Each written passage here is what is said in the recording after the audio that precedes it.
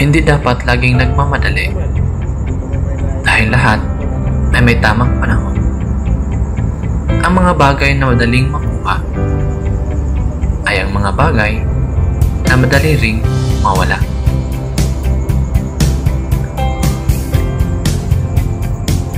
Kapag nadapa ka, bumangon ka. Tandaan mo, may pagkakataon ka pa para ipakita sa kanila na hindi sa lahat ng pagkakataon tama sila.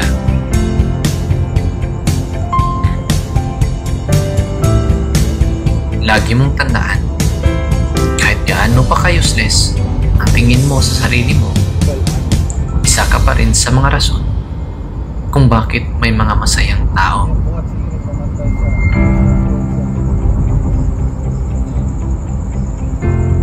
Pag malungkot, remind.